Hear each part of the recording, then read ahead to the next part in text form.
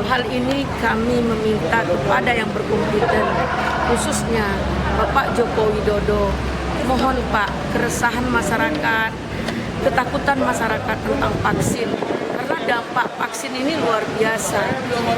Ada yang berpikir bahwa vaksin inilah yang menjadi korban, karena setelah divaksin rame-rame korbannya terlalu banyak dan persoalannya bertambah. Nah, coba kita minta kepada yang berkompeten, khusus Bapak Jokowi, vaksin ini kita tinjau lagi, kita lihatlah dengan baik. Seperti vaksin palsu, vaksin kadaluarsa, siapa yang mempertanggungjawabkan ketika semua sudah jadi korban?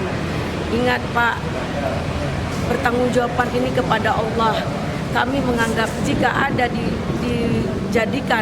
dianggap adalah di COVID kan, moga-moga menjadi yang korban menjadi mati syahid, dan ini dianggap terindikasi ada pembunuhan yang tanpa disadari karena kelalaian dari cara teknis vaksin itu sendiri.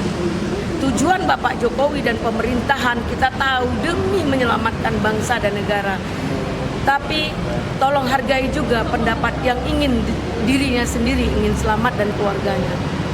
Ada beberapa keanehan, ada beberapa kejadian, mohon ini kita jadikan pertanggungjawaban negara.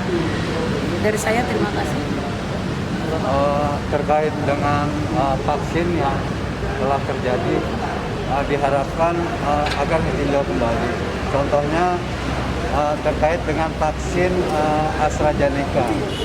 AstraZeneca ini banyak memakan korban, terutama sebagai contoh itu istri saya sendiri.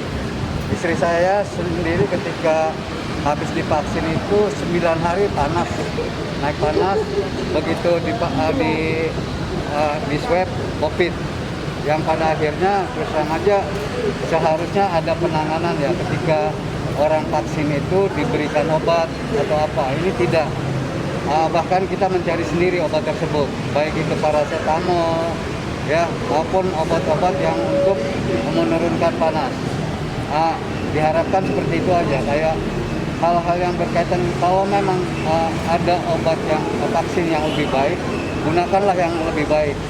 Tidak seperti yang dialami seperti kemarin AstraZeneca banyak korbannya sekali. Terutama di kompleks saya itu hampir 9 RW itu banyak sekali gitu. Itu yang terjadi. Kan tadi malam Presiden Jokowi Widodo juga berkata bahwa kita waspada kan ada lagi varian-varian baru dari virus COVID-19 ini. Berarti kan berbicara varian baru, ada mutasi dan sebagainya, berarti kan berbicara bahwa akan ada lagi jenis baru lagi vaksinnya kan? Itu bagaimana menurut Bapak ini?